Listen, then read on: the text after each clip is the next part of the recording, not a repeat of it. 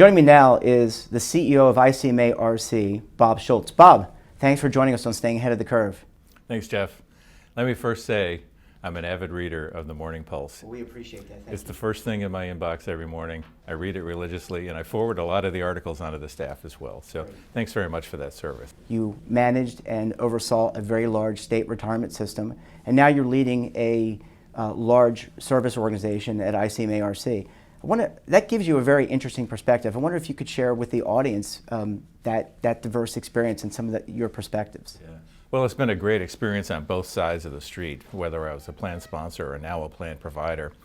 I mean, what's better than providing retirement security for public sector employees? You're passionate about this business. You, again, had this experience. Why make the transition from managing an extremely large pension system, a successful pension system, and transition over into running a service, what essentially is a very strong service organization? Because I knew ICMA-RC had a great reputation. We'd already had experience with ICMA-RC at the Virginia Retirement System. We had engaged them a couple years earlier to run a large DC plan, and we had a great experience. They kept their promises, they did everything we asked them to do, and they were really good at execution. I mean, the conversion was flawless. The computer changes, the technology changes that they made always worked. Everything was tested and came through. The best thing, of course, is an organization like this really behaves almost like a public entity. It has the same sort of ethic.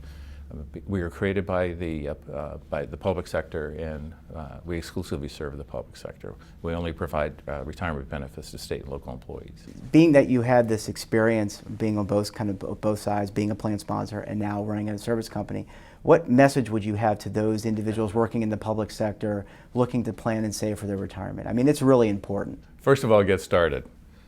You know, we have a philosophy, a message that we use with our participants, and we talk about engaging in your plan, building your plan, and then realizing your retirement. And the engaging part is the most important part, getting people started, and that helps. That requires our plan sponsor themselves. The employers really have to be an advocate for their plan, and they have to help us gain access to their participants to persuade them to join the plan and get started savings. After our participants have engaged with the retirement plan and gotten started and begin saving, the next phase is to get them into the build phase, and that entails investing in a prudent investment product that will be all-weather, that will withstand headline news, and will work for the long term. During the build phase, we ask our participants to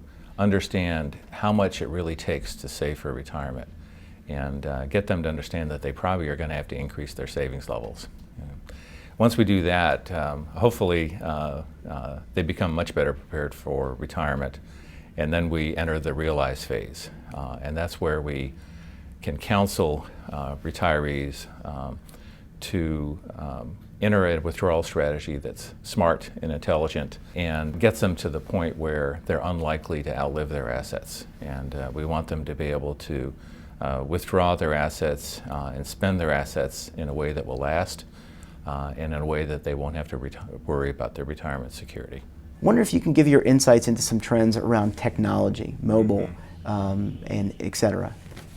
Well, the technology is moving quickly, and that's really probably one of the more exciting parts of the business, and it kind of energizes us. We're really excited about things like our mobile application, for example. With a smartphone, a public sector employee who probably doesn't get a lot of time during the day to sit in front of a PC or at a desk can readily enroll. They can change their deferral rates. They can decide to save more. They can do balance inquiries, that sort of thing.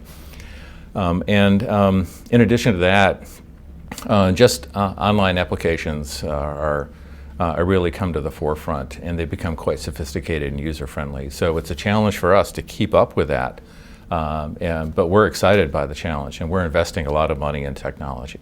It's really a balancing act between the hand-holding, the boots on the ground, and the technology.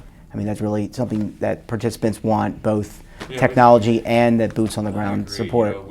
We think it's important to maintain a balance between what we call high-touch services and high-tech services.